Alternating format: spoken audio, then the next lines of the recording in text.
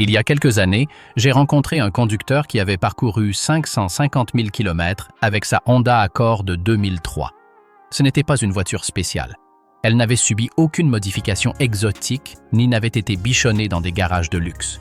C'était simplement une berline familiale qui roulait encore comme si elle avait la moitié de son âge. Quand je lui ai demandé son secret, je m'attendais à une explication technique, une formule magique ou un produit miracle. Mais sa réponse était si simple qu'elle m'a stupéfié. Des habitudes. De petites habitudes qu'il répétait sans faute, mois après mois, année après année. La plupart des gens pensent que les voitures qui atteignent un tel kilométrage le font par chance, parce qu'elles sont d'une marque fiable ou parce qu'elles sont sorties d'usine en bon état. Mais la vérité est tout autre. N'importe quelle voiture peut aller loin si le conducteur comprend que la longévité n'est pas une question de chance, mais de discipline. Aujourd'hui, vous allez découvrir 13 habitudes qui distinguent les voitures qui rendent l'âme prématurément de celles qui deviennent des légendes roulantes. Il ne s'agit pas d'astuces coûteuses ni de réparations complexes. Ce sont tout simplement des décisions prises avec constance qui, appliquées jour après jour, permettent de construire quelque chose d'extraordinaire. Et je vous préviens d'avance. Les 3 dernières habitudes de cette liste sont les moins connues, mais celles qui ont le plus grand impact sur la durée de vie de n'importe quel véhicule. Respectez le temps de préchauffage, sans excès. Il existe un mythe tenace chez les automobilistes. Laisser tourner le moteur 10 minutes avant de démarrer est une bonne idée. Or, c'est tout le contraire. Les moteurs modernes sont conçus pour atteindre leur température de fonctionnement optimale en roulant et non à l'arrêt. Laisser le moteur tourner au ralenti aussi longtemps à froid a pour conséquence que l'essence imbrûlée se dépose sur les parois des cylindres, emportant avec elle le mince film d'huile qui devrait les protéger. C'est comme frotter du papier de verre humide sur une surface délicate. Les dégâts sont progressifs, mais cumulatifs. J'ai rencontré des mécaniciens qui ont ouvert des moteurs ayant à peine 80 000 km au compteur et qui ont constaté des rayures sur les parois des cylindres, des segments de pistons usés et une perte de compression, simplement parce que le propriétaire avait pris l'habitude de faire chauffer sa voiture tous les matins depuis des années. La bonne méthode est simple et efficace. Démarrez le moteur, attendez 20 à 30 secondes pour que l'huile circule un minimum, puis roulez doucement pendant les 2 ou 3 premiers kilomètres. Pendant ce temps, le moteur atteint sa température de fonctionnement idéale bien plus rapidement qu'au ralenti. Les avantages sont immédiats. Usure interne réduite, lubrification optimale dès le départ et consommation de carburant moindre. Les voitures entretenues, selon cette méthode, atteignent 200 000 km avec une compression quasi parfaite, tandis que celles qui surchauffent accumulent des dépôts de carbone, des résidus et subissent une usure prématurée. Paradoxalement, beaucoup pensent protéger leur moteur alors qu'en réalité, ils le détruisent lentement. N'ignorez jamais les voyants d'alerte du tableau de bord. Le tableau de bord d'une voiture moderne est son moyen de communication. Chaque voyant allumé est un message précis, un avertissement conçu pour vous inciter à agir avant que la situation ne dégénère. Or, de nombreux conducteurs ont la fâcheuse tendance à ignorer ces voyants, surtout si la voiture semble fonctionner normalement.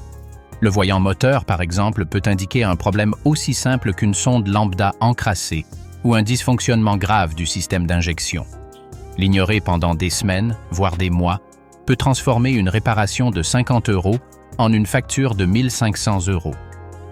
J'ai connu des cas de conducteurs qui ont ignoré le voyant de température, pensant à une panne de capteur, alors qu'en réalité le moteur surchauffait. Résultat, une culasse déformée, un joint de culasse HS et un moteur pratiquement hors service. Le voyant d'huile est un autre voyant souvent sous-estimé. S'il s'allume en conduisant, cela signifie que la pression d'huile est descendue en dessous du seuil minimal. Continuer à rouler dans ces conditions peut entraîner le serrage du moteur en quelques minutes, transformant un problème qui aurait pu se limiter à un simple appoint d'huile en une catastrophe coûtant plusieurs milliers d'euros. Les conducteurs qui parcourent des kilomètres très importants ont un point commun. Au moindre voyant d'alerte, ils réagissent immédiatement. Ils n'hésitent pas, n'attendent pas de voir si le problème disparaît de lui-même et ne le minimisent pas. Ils font effectuer un diagnostic OBD2, identifient le code d'erreur et le réparent sur le champ. Cette rapidité fait toute la différence entre une voiture qui dure des décennies et une voiture qui tombe en panne prématurément. Et le plus intéressant, c'est que de nombreux problèmes détectés tôt sont peu coûteux à réparer. C'est lorsqu'on les ignore qu'ils deviennent catastrophiques.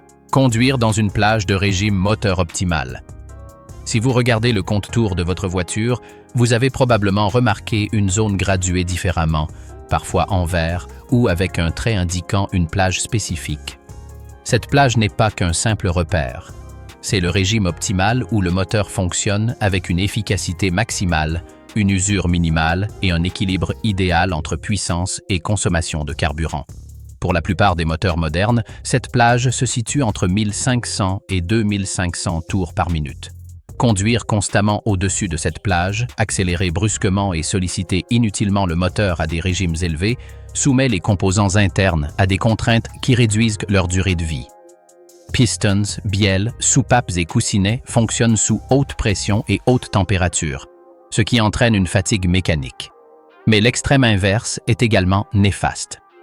Conduire à un régime moteur excessivement bas, ce que les mécaniciens appellent « faire tourner le moteur au ralenti », le sollicite d'une manière différente mais tout aussi dommageable. Imaginez-vous en train de gravir une côte à 40 km/h en cinquième. Le moteur vibre, gronde, et même si vous avez l'impression de conduire en douceur, vous générez en réalité des cliquetis internes et une contrainte excessive sur le vilebrequin. L'équilibre parfait réside dans le maintien d'un régime moteur suffisant pour faire avancer la voiture sans effort, sans pour autant le faire monter inutilement en régime. Les conducteurs expérimentés perçoivent intuitivement quand le moteur demande à changer de vitesse, quand il fonctionne correctement et quand il peine. Développer cette sensibilité est essentiel pour prolonger la durée de vie du moteur, réduire la consommation de carburant et assurer le bon fonctionnement de l'ensemble du système pendant des centaines de milliers de kilomètres. La fréquence de vos vidanges dépend de votre style de conduite et non du kilométrage. L'une des erreurs les plus fréquentes est de suivre aveuglément les intervalles de vidange préconisés par le constructeur sans tenir compte de l'utilisation réelle du véhicule. Un moteur utilisé principalement sur autoroute, atteignant et maintenant sa température de fonctionnement optimale pendant des heures, dégrade l'huile de manière très différente d'un moteur effectuant uniquement de courts trajets en ville. En ville, le moteur démarre à froid, parcourt quelques kilomètres sans atteindre sa température optimale, puis s'arrête.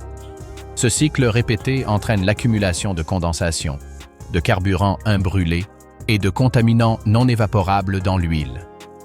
Avec le temps, cette huile perd ses propriétés lubrifiantes bien plus rapidement que ne le préconise le manuel. Par conséquent, si votre voiture est principalement utilisée en ville, vous devez effectuer vos vidanges plus fréquemment que recommandé. Pour les conducteurs parcourant de nombreux kilomètres, une règle pratique consiste à vidanger l'huile moteur tous les 5000 km en ville, tous les 7000 km en conduite mixte et tous les 10 000 km sur autoroute. Les conditions de conduite extrêmes doivent également être prises en compte.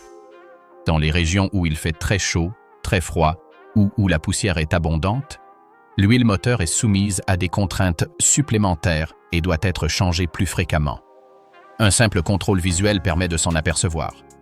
Si l'huile est très foncée, épaisse ou dégage une odeur de brûlé avant l'intervalle recommandé, il est temps de la changer. Ce petit investissement, 40 ou 50 € à chaque vidange, fait toute la différence entre un moteur qui atteint 500 000 km sans problème et un moteur qui commence à consommer de l'huile, à faire des bruits étranges et à perdre de la compression à 150 000 km. Il est crucial de maintenir un système de refroidissement en parfait état. S'il y a bien une chose qui endommage prématurément les moteurs, c'est la chaleur. La température adéquate est primordiale. Un moteur qui fonctionne même à quelques degrés au-dessus de la normale pendant une période prolongée verra sa durée de vie considérablement réduite. C'est pourquoi les conducteurs soucieux de leur consommation de carburant traitent le système de refroidissement comme un organe vital. Et il ne s'agit pas seulement du radiateur. Le système comprend le thermostat, les durites, la pompe à eau, les sondes de température et les ventilateurs électriques. Chaque composant remplit une fonction essentielle. Le liquide de refroidissement, par exemple, se dégrade avec le temps, même si cela n'est pas immédiatement visible. Il perd ses additifs anti-corrosion et ses propriétés de transfert thermique. Lorsque cela se produit, des dépôts se forment, obstruant les plus petits passages du moteur et créant des points chauds, où le métal fonctionne à des températures supérieures à ses spécifications. Les durites constituent un autre point faible. La chaleur constante les durcit et les fissure. Une durite qui cède en cours de route peut vider le système de refroidissement en quelques minutes et entraîner une surchauffe catastrophique du moteur. C'est pourquoi il est essentiel de procéder régulièrement à des inspections visuelles afin de détecter tout ramollissement, fissure ou fuite. Le liquide de refroidissement doit être changé tous les 3 ans sans exception, en utilisant toujours le type spécifique recommandé par le constructeur. Mélanger des liquides de refroidissement de couleur ou de compositions différentes provoque des réactions chimiques susceptibles de former des gels ou des précipités qui obstruent le système. Le radiateur doit également être nettoyé régulièrement à l'extérieur car l'accumulation d'insectes, de feuilles et de saletés réduit sa capacité à dissiper la chaleur. Il convient de vérifier que les ventilateurs électriques se déclenchent bien lorsque la température monte. Un moteur qui maintient une température stable en permanence, sans fluctuations ni pics, est un moteur qui peut facilement durer 30 ans, voire plus. Vérifiez scrupuleusement la pression de vos pneus. Nombreux sont les conducteurs qui pensent que la pression des pneus n'affecte que la consommation de carburant ou l'usure des pneus. Or, elle a en réalité un impact direct sur la santé du moteur et sur la quasi-totalité du système mécanique de la voiture. Des pneus sous-gonflés augmentent considérablement la résistance au roulement. Le moteur doit alors fournir plus d'efforts pour déplacer le même poids, ce qui génère davantage de chaleur, sollicite plus la transmission et accélère l'usure à chaque accélération. Une voiture dont les pneus sont sous-gonflés peut consommer jusqu'à 15% de carburant en plus sans que le conducteur ne s'en rende compte. De plus, une pression incorrecte affecte la suspension et les amortisseurs car ils absorbent les chocs de manière inégale. Cette usure irrégulière des pneus crée des vibrations qui se transmettent à toute la structure de la voiture, ce qui accélère le vieillissement de composants qui devraient durer bien plus longtemps.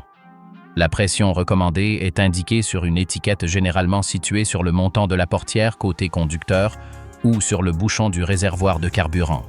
Il est important de toujours la vérifier à froid, avant de prendre la route, car la température influe considérablement sur la pression. Ce geste simple et gratuit, qui ne prend que 5 minutes par semaine, peut vous éviter des milliers d'euros d'usure prématurée. Même la roue de secours doit être vérifiée, car lorsqu'on en a besoin, il est trop tard pour s'apercevoir qu'elle est crevée. Des pneus correctement gonflés, c'est un moteur moins sollicité, une voiture plus agréable à conduire et des composants qui durent plus longtemps. C'est un détail simple qu'il serait absurde de négliger. Et si ces 7 premières habitudes vous ont déjà fait réfléchir à la façon dont vous entretenez votre voiture, préparez-vous, car la suite est encore plus cruciale. Les 6 habitudes suivantes distinguent véritablement un conducteur moyen de celui qui comprend que sa voiture peut être un investissement à long terme. Ce sont ces petits rituels méconnus, absents des manuels d'utilisation, mais qui font toute la différence entre un moteur qui rend l'âme prématurément et un moteur qui continue de tourner comme une horloge, même après 500 000 km. Nettoyez régulièrement le dessous de caisse et le châssis de votre voiture. La corrosion est le fléau le plus silencieux du monde automobile. Elle ne fait aucun bruit, ne déclenche aucun voyant d'alerte et ne génère aucune vibration. Elle progresse simplement, jour après jour, mois après mois, rongeant le métal de l'intérieur sans que le conducteur ne se doute de rien. Et lorsque le premier trou visible apparaît enfin, il est déjà trop tard. La structure de la voiture est irrémédiablement compromise. Ce problème est particulièrement préoccupant dans les régions où le sel est utilisé sur les routes en hiver, dans les zones côtières à l'humidité saline constante, ou dans les régions industrielles où l'air est pollué par des produits chimiques. La plupart des conducteurs se contentent de laver l'extérieur de leur voiture pour la faire briller, négligeant complètement la partie la plus vulnérable, le dessous de caisse et le châssis. C'est là que s'accumulent la boue, le sel, les produits chimiques et l'humidité, créant un environnement idéal pour la rouille. Les passages de roues sont particulièrement sensibles car ils retiennent l'eau et la saleté, qui ne sèchent jamais complètement. J'ai vu des voitures à l'aspect extérieur impeccable, rutilantes comme si elles sortaient tout juste du concessionnaire, mais une fois soulevées sur le pont élévateur, les bras de suspension étaient pratiquement désintégrés, les conduites de frein corrodées et le châssis criblé de trous de la taille de pièces de monnaie. Ces voitures n'ont pas rendu l'âme à cause d'une panne moteur. Elles ont été détruites par une structure devenue instable. La solution préventive est simple. Nettoyez le dessous de caisse au nettoyeur haute pression au moins une fois par mois. En hiver, si vous habitez dans une région où les routes sont salées, cet intervalle doit être réduit à toutes les 2 semaines, sans exception.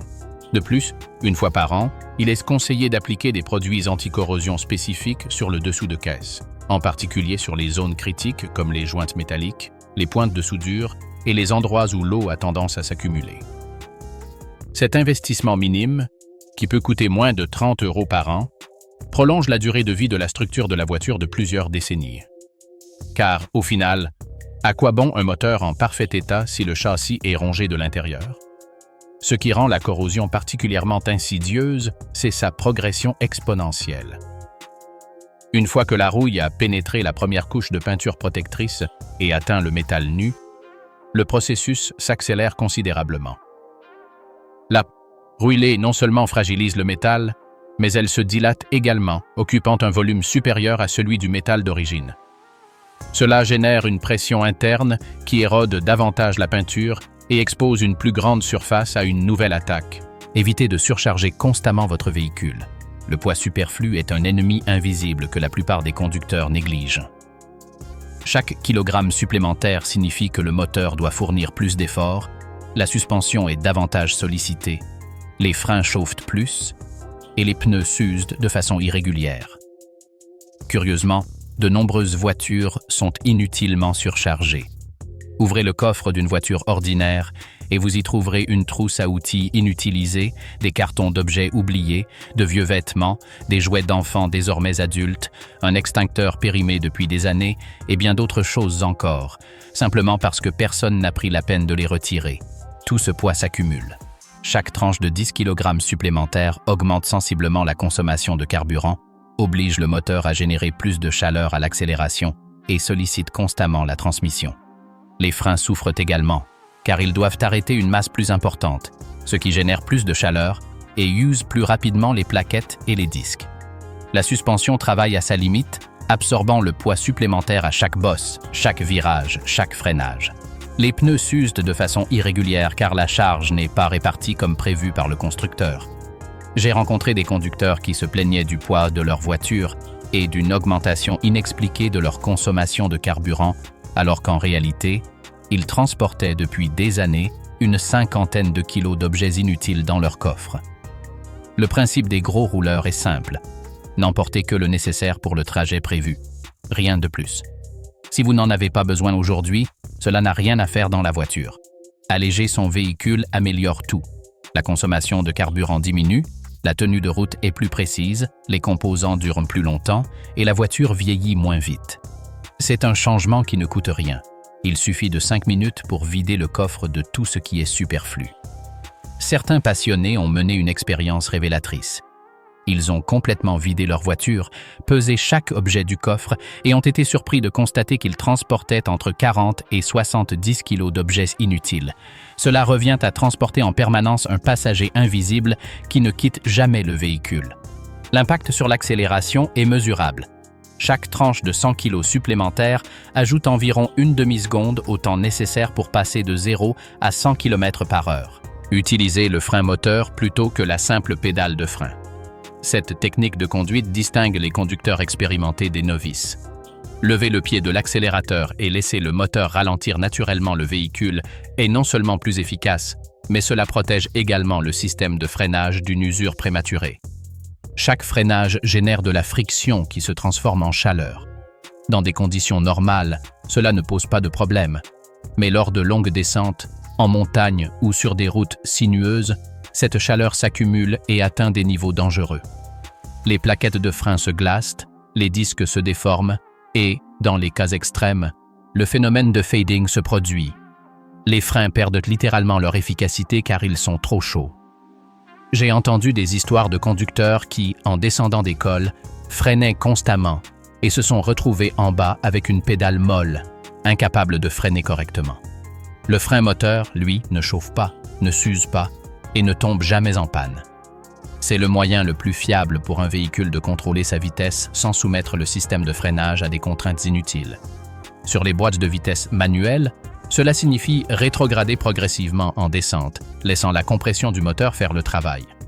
Sur les boîtes automatiques, cela implique d'utiliser les positions L ou les rapports numérotés, souvent négligés par les conducteurs. L'avantage supplémentaire réside dans les économies de carburant, car le moteur consomme très peu d'énergie en décélération.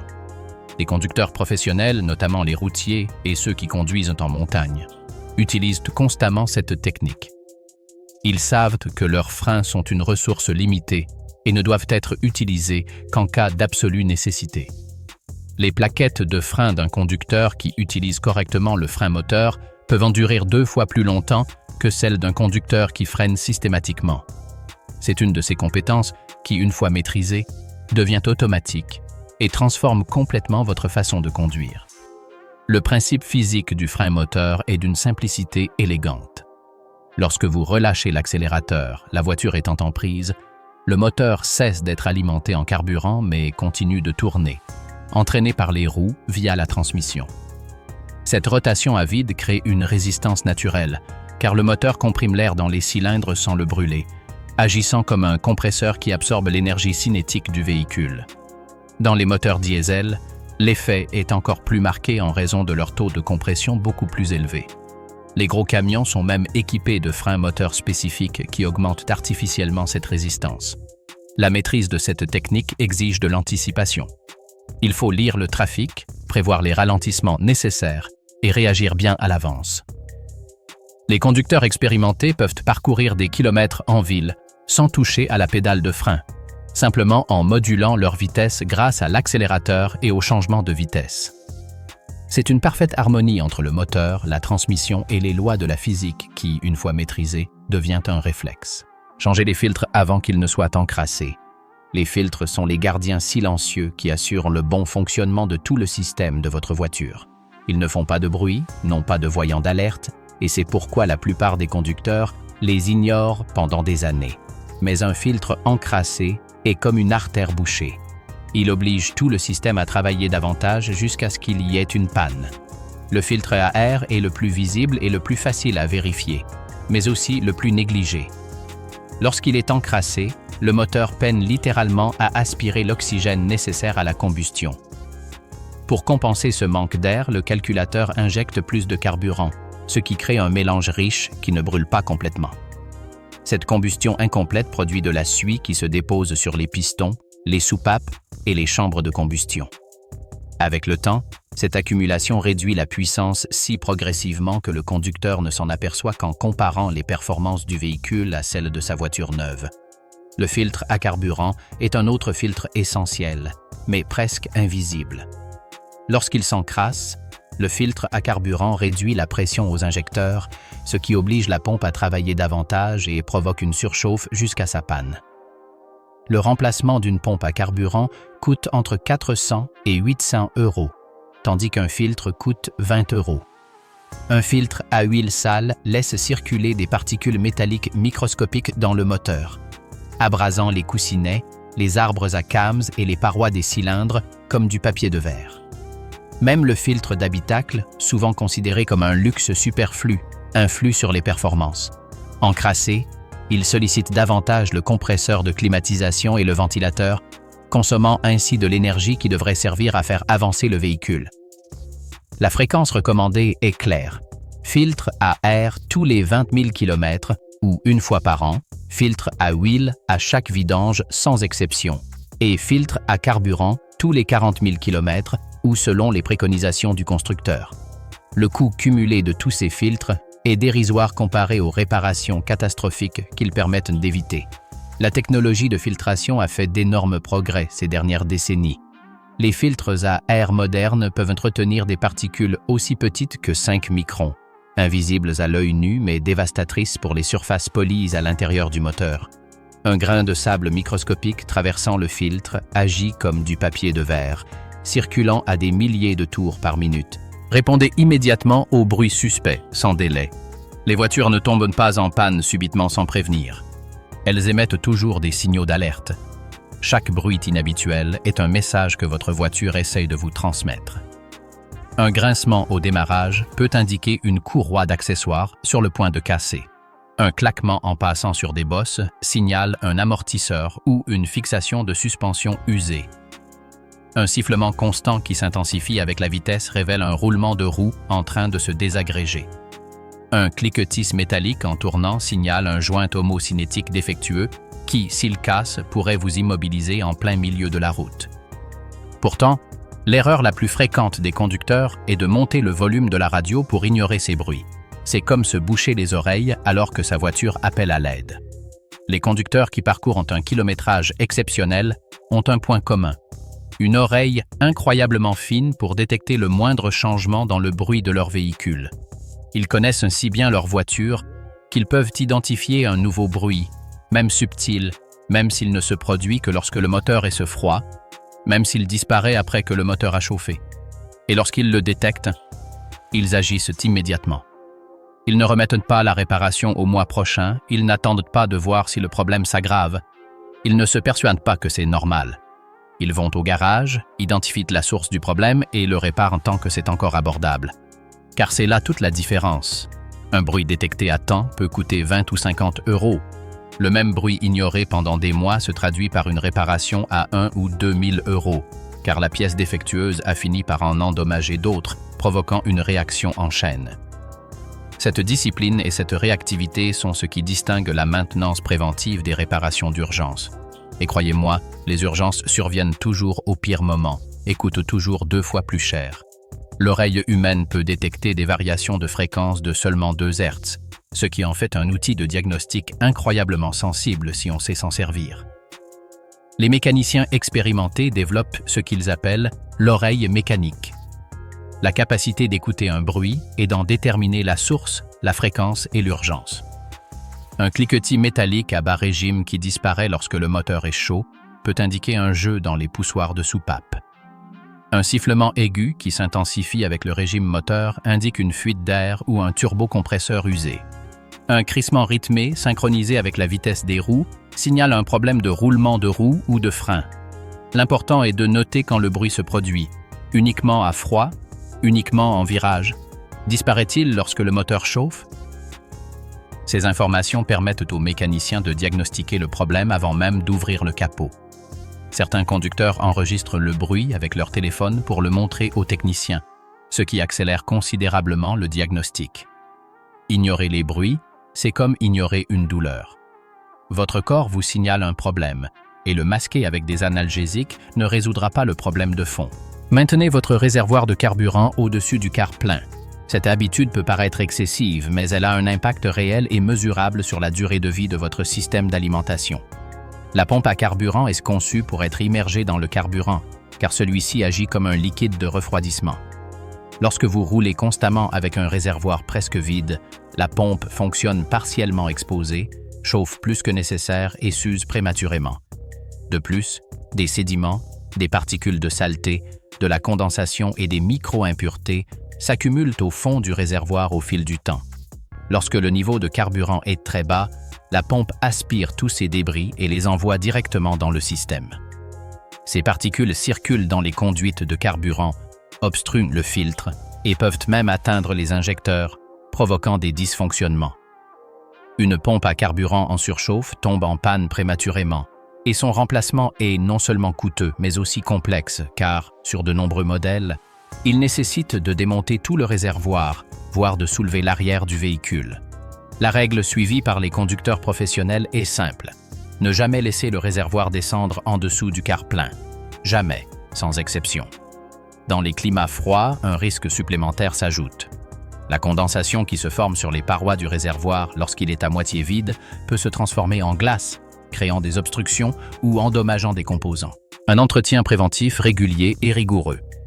C'est l'habitude par excellence, celle qui distingue véritablement les voitures ordinaires de celles qui deviennent immortelles. Il n'y a pas de moteur magique, pas de marque parfaite, pas de fabrication légendaire sans un conducteur discipliné qui en prend soin. Les voitures qui atteignent 500 000 km, voire plus, ont un point commun. Leurs propriétaires n'attendent pas que la voiture ait besoin d'entretien. Ils l'effectuent préventivement. Ils n'attendent pas l'apparition de symptômes. Ils ne reportent pas les contrôles. Ils ne cherchent pas d'excuses pour négliger les révisions. Ils suivent un programme d'entretien à la lettre.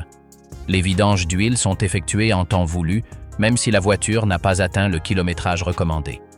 Les contrôles programmés sont effectués sans délai, même si la voiture semble fonctionner parfaitement. La courroie de distribution est changée avant la fin de sa durée de vie maximale et non pas à la limite. Les bougies d'allumage sont remplacées préventivement aux intervalles préconisés. Les fluides sont changés même s'ils paraissent corrects. La différence de mentalité est fondamentale. Ces conducteurs considèrent leur voiture comme un investissement à long terme, et non comme une dépense ponctuelle. Chaque euro investi dans la prévention est un euro économisé sur les réparations d'urgence. Le calcul est simple. Une vidange coûte 50 €, un moteur neuf 5 000. Une courroie de distribution coûte 400 €, un moteur détruit par la rupture de cette courroie 6 000. Le liquide de frein coûte 20 €. Un accident dû à une défaillance des freins est inestimable. Cette rigueur permet au moteur d'atteindre le demi-million de kilomètres sans incident, sans frayeur, sans panne inattendue. Même les moteurs les plus modestes, ces 3 cylindres que beaucoup considèrent comme jetables, peuvent atteindre des performances exceptionnelles si le propriétaire est constant. Car au final, ce n'est ni la chance, ni la marque qui compte. C'est la discipline à l'état pur. C'est comprendre que la longévité ne s'achète pas, elle se construit jour après jour par de petites décisions judicieuses. Vous connaissez maintenant les 13 habitudes qui distinguent une voiture ordinaire d'une voiture d'exception. Elles ne requièrent ni connaissances techniques pointues, ni investissements colossaux. Juste de la discipline, de la constance et du respect pour la machine. Chacune de ces habitudes prises individuellement peut sembler insignifiante, mais ensemble, elles construisent quelque chose d'extraordinaire.